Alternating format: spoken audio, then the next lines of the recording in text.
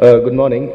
So I'll be speaking to you on, give you a brief note on the molecule Avastin and its pharmacokinetics, PK, okay, in faking and vitrectomy eyes.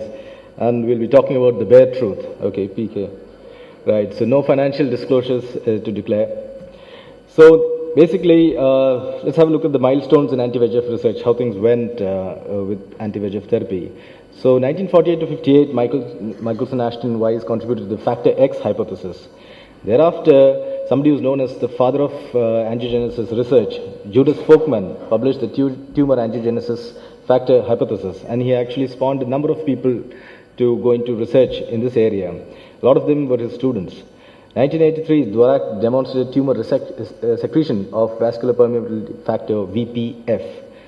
1989, Napoleon Ferrara, one of Folkman's students, clones this VPF and identifies it as the angiogenesis factor. And VPF was thereafter rechristened as VEGF, or vascular endothelial growth factor as we know it. 1997, the first clinical trials of anti-angiogenic therapy in cancer patients were initiated. 1999, first anti-VEGF therapy was tested in humans with AMD. 2003, VEGF 164, also 165, was found to be required for pathologic but not physiologic retinal neovascularization. And this later came to be commercially known as Macugen, the anti-VEGF body to that, pegaptinib. 2003, optimal methods for long-term controlled delivery of an anti-VEGF agent was first evaluated in animal studies. In 2004, the first FDA-approved anti-VEGF therapy for colorectal cancer came into being. So with that small historical perspective, look at the molecular properties of bevacizumab of Avastin and give it some perspective while comparing it with ranibizumab or Lucentis as we know it. So bevacizumab is a full-length recombinant humanized monoclonal IgG antibody, which is 3 times larger than ranibizumab. So it has the FAB and the FC regions with it, being a full-length antibody. Ranibizumab is a recombinant humanized monoclonal antibody fragment, FAB. So this graphic just gives you how both stem from the same parent anti-VEGF-A murine antibody, which is about 150 kilodaltons. The part below is the way you derive bevacizumab. There's an insertion of the murine anti-VEGF-A sequences into a full-length human IgG molecule. And this is mass-produced in a chicken hamster ovarian cell vector. It's a mammalian cell line, which gives you bevacizumab, which is 149 kilodaltons. On the other hand, with ranibizumab, there is an insertion of the murine anti-VEGF-A sequences into a human FAB, a smaller component, FAB fragment framework, and then it undergoes a process known as affinity maturation. And then this is supposed to enhance the affinity of ranibizumab 120 to 140 fold to the VEGF receptors, and this mass produced in a E. coli vector to derive this particular body and ranibizumab. So this is derived from one of the basic science experiments which led the team at Genentech to believe that AB antibody fragments would work better, or in fact work only in human tissue.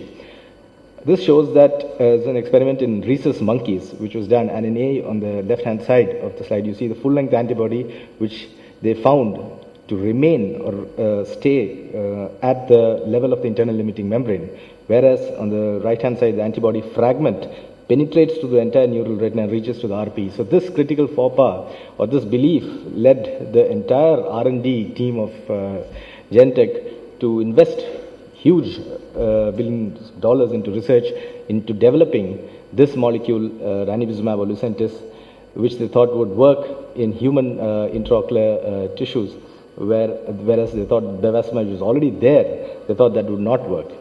But this is what led to the entire story of the evolution of ranibizumab separate from bevacizumab.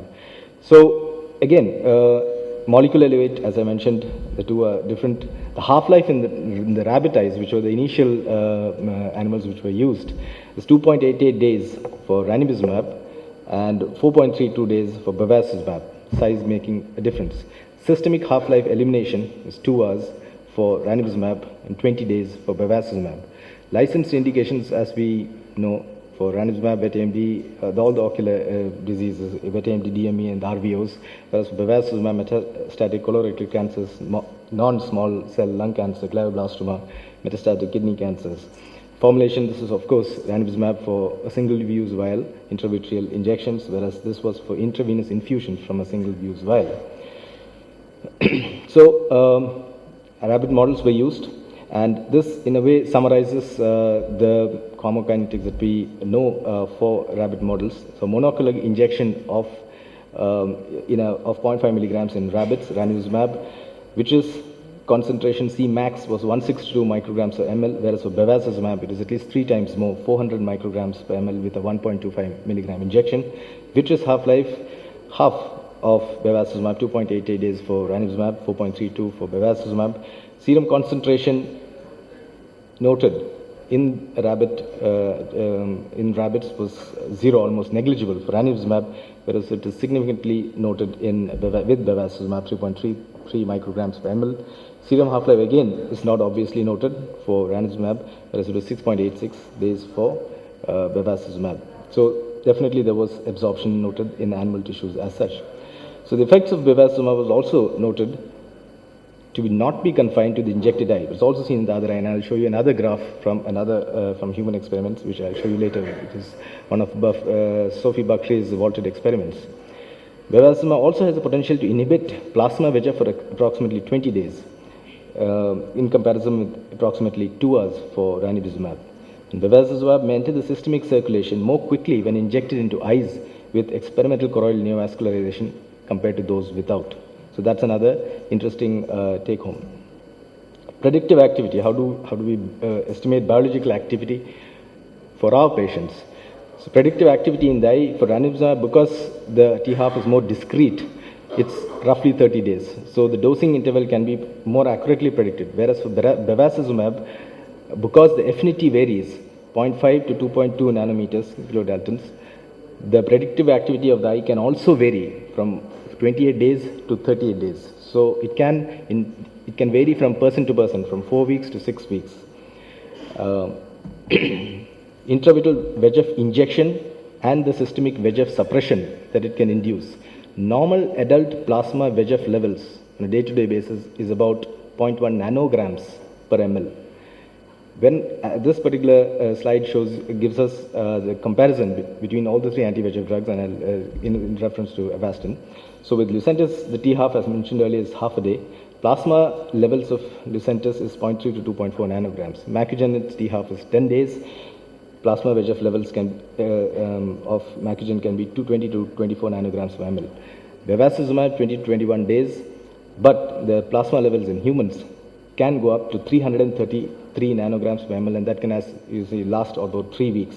So that is the level of suppression that is possible with VEGF. So it's 300 times more than ranibizumab in that way. That is why the systemic concerns.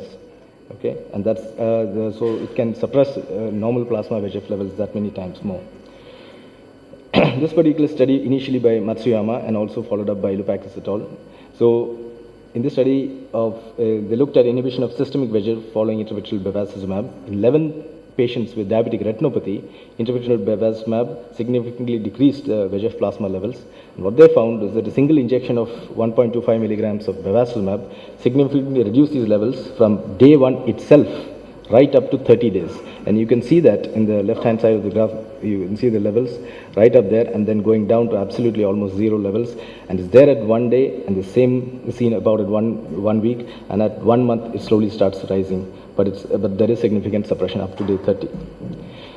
This is also, interestingly, they note that this reduction in plasma VEGF is comparable to that seen with intravenous bevacizumab in cancer patients, where again the reduction goes from 157 picograms per ml to 45 picograms at 14 days. So that's an interesting statistic. That's how much this suppression can happen. Now looking at AMD patients, plasma VEGF levels in AMD patients post-injection. Plasma VEGF levels in 43 AMD patients, this is by Carmido's study, were evaluated before and after injections of both ranibizumab vis-a-vis bevacizumab and compared with 19 age-matched controls. Now the horizontal dashed line gives you the average for normal controls, which is about 180.97. What we see with bevacizumab is there is a significant drop from 189 to, from about 180, 190 to about 100, whereas that is not seen with ranibizumab. So we're seeing this happening again and again with different experiments, different researchers, both animal and human studies. At month 4, median VEGF plasma levels were significantly reduced in bevacizumab treated patients. Another researcher, Zahetner et al., looked at plasma VEGF levels before and after intravitreal injections of all three, bevacizumab, ranibizumab, and pegcetacoplan in patients with both wet AMD and DME. And you find the same thing, that with wet AMD, of course, the numbers were small, only 30 patients, but in bevacizumab also you find, as with AMD and DME, that the levels fall significantly at both 1 week and 4 weeks. Whereas, interestingly, with ranibizumab, what one finds is that 1 week there is a slight rise of the plasma VEGF levels, and then it falls again to about the same normal levels at 1 month. Whereas with Macugen, surprisingly, it actually rises. This is that slide from Bakri's experiment, which shows that the concentration in the fellow uninjected eye rises significantly more for the concentration levels in the aqueous, as you find at almost about 8 days, about 9 days to 10 days, there's a peak. It rises up to almost 29.4 nanograms per ml in the aqueous, and then again dips down. Whereas there's a very slow rise in the vitreous, but it is there. So this, and we have seen this also clinically several times. When you inject in one eye, the macular edema actually comes down in the other eye also. Short note on ROP. Lee's experiment, 11 eyes of 6 infants who received bevacizumab for ROP. Plasma VEGF levels were measured by ELISA weekly, and they found that the mean plasma VEGF levels were 2.01 nanograms per ml before injection, and they kept reducing at each week up to 7 weeks post-injection. So this can happen in children also. So we have to take maybe be aware of that at least when we inject in pediatric patients. Now, looking at serum levels of intravitreal bevacizumab after vitrectomy, lensectomy, and non-surgical controls with Christoph Order's experiment with 15 Dutch belted rabbits, 5 cases of vitrectomy, 5 patients had undergone lensectomy, and 5 were controls. Day 12 post-op, each operated eye underwent an intravitreal injection consisting of 1.25 milligrams bevacizumab. Serum levels were serially assayed over these time points. The ELISA immunoassay was done, and what they found was that the lensectomy group had a peak of 11.33 milligrams, plus minus 2.48. Vitrectomy group, 5.35. So, and non-surgical control groups, 5.35 plus minus 0.69. So there was a peak with the lensectomy groups. But they found that this difference was significant only at day 2. This was interesting because as you see the graph, the difference is magnified only at day 2. By day 4, there is no significant difference between the three, although the lensectomy group has a higher average than the other two, but it starts falling down quite rapidly. And after that, after day 4, there are no significant differences or trends between any of the three groups. Half-life of bevacizumab, they surmise, was prolonged in non-surgical eyes, presumably due to the slower release from the vitreous cavity. Crohn's experiment, a better experiment, influence of ocular volume and lens status on pharmacokinetics and duration of action of intravitreal VEGF factors. To put a long story short, this particular graph shows that the differences, there's hardly any difference between phakic and pseudophakic eyes. And this concluded through a series of experiments, ocular volume and lens status have no relevant impact on ocular pharmacokinetics and duration of action of VEGF inhibitory drugs. So to summarize, bevacizumab, Avastin, the molecules, 149 kilodaltons, it's full-length antibody, FAB and FC. Vitreous T-half is about 4.32 days. Peak concentration of the eye can go up to 400 micrograms per ml. Serum T-half stays for about 21 days. Peak serum concentration about 333 nanograms per ml. As I mentioned, this is several times more than the plasma VEGF normal levels.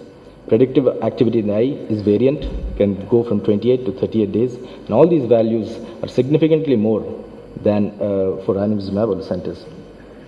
Significant bevacizumab concentration can be picked up in the fellow eye, so you could have an effect on the fellow eye. Significant depression of systemic VEGF can be seen in both AMD and DME cases, which is not really noticed with Lucentis and Macugen. And the CNV increases systemic absorption of Avastin. So in patients with active large CNV, it's theoretically possible that the absorption will be more. Post-injection day 4, no significant differences were noted between lensectomy, vitrectomy, and controls from the Christofortis experiment. And from Cron's paper, one derives that ocular volume lens has no relevant effect or impact on ocular PK and duration of action of the VEGF inhibitory drugs. Thank you.